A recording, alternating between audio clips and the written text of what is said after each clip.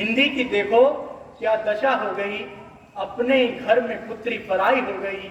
पराया देश पराया धन कभी रास नहीं है आता, पराया देश पराया धन कभी रास नहीं है आता।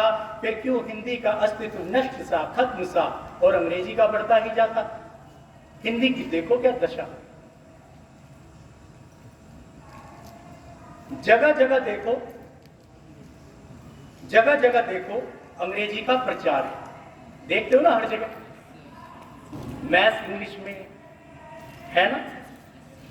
जितने भी आते हैं लोग सबसे ज्यादा इंग्लिश में बोलना अपने आप को सोचते हैं, गौरवान्वित महसूस करते कि जगह जगह देखो अंग्रेजी का प्रचार है।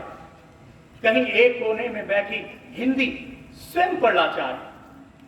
कहते हैं हिंदी हमारी राष्ट्रभाषा है, कहते हैं हिंदी है हमारी राष्ट्रभाषा। फिर क्यों हिंदी पखवाड़ा मनाकर इसके जीवन की हर साल करते हैं हम आशा।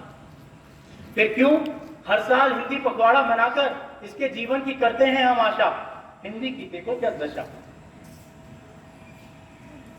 हिंदी का मानो सूर्य अस्त हो रहा है, हिंदी का मानो सूर्य अस्त हो रहा है।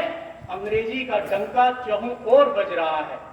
कहते हैं हिंदी यह है हमारी मातृभाषा, कहते हैं हिंदी यह है हमारी मातृभाषा। फिर क्यों यह मां अपने संरक्षण की हमसे करती है आशा। फिर क्यों यह मां अपने संरक्षण की हमसे करती है आशा। हिंदी की देखो क्या दशा हो गई। हिंदी हमारी राष्ट्रभाषा है, मातृभाषा है। हिंदी हमारी राष्ट्रभाषा है, मातृभाषा है, एकता की जननी है। इसके उत्थान की जिम्मेदारी हम सबको अपने कंधों पर धरनी है। और अपने कंधों से मतलब मेरा विशेषतः अपने जो शिक्षक साथी हैं उनसे है, चाहे वो किसी भी विषय से हैं।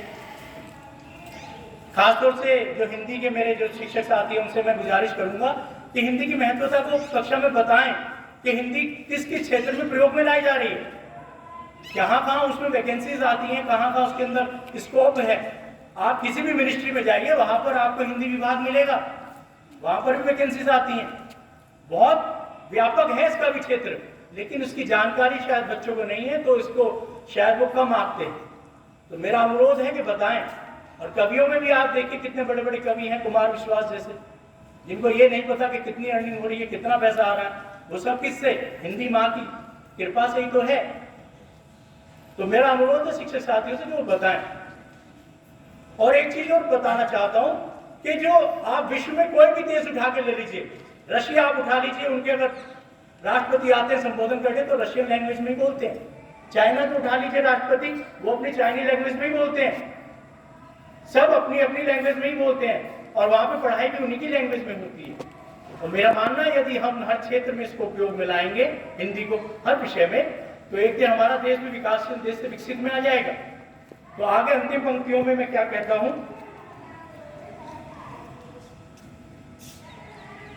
कि हिंदी हमारी राष्ट्रभाषा है, मातृभाषा है, एकता की जननी है। इसके उत्थान एवं संरक्षण की जिम्मेदारी हम सबको अपने कंधों पर धरनी है।